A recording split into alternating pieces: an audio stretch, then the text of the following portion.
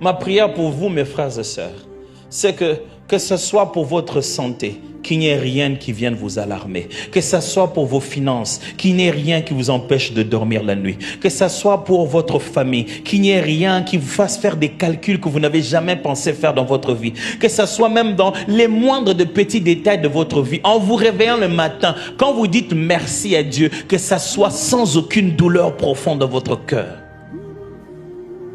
Que l'Éternel vous permette autant de beaucoup prier, autant de ne pas manquer de payer vos engagements.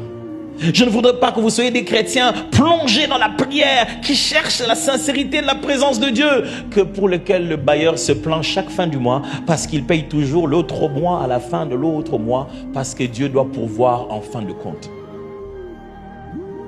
Je prie pour vous que vous ne soyez pas des chrétiens parlant en langue, cherchant la face de Dieu, mais dont les parents se plaignent tout le temps parce qu'il est incapable de prendre soin des fils que d'une responsabilité à la maison.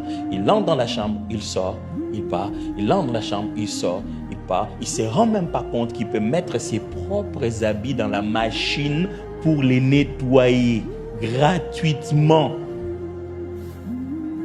Vous n'êtes pas équilibré. Si vous voyez les anges dans la gloire et vous ne vous rendez pas compte de la saleté de vos habits, ce n'est pas de l'équilibre.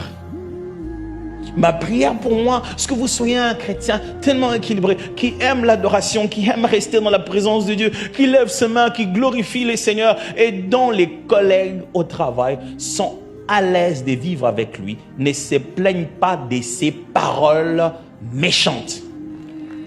Ça, c'est un chrétien équilibré.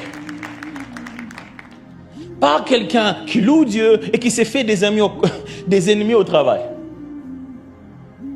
Pas quelqu'un, je prie Dieu, vous soyez un chrétien qui glorifie le Seigneur, qui le loue, qui aime la présence de Dieu, mais quelqu'un qui veille aussi sur son assiette. Qu'est-ce que vous vous apprêtez à manger?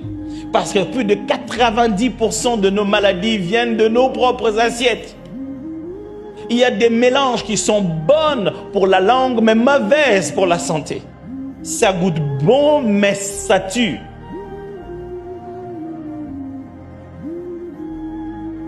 Que vous trouvez l'équilibre de vivre tout ça en harmonie. Est-ce que c'est intéressant ça?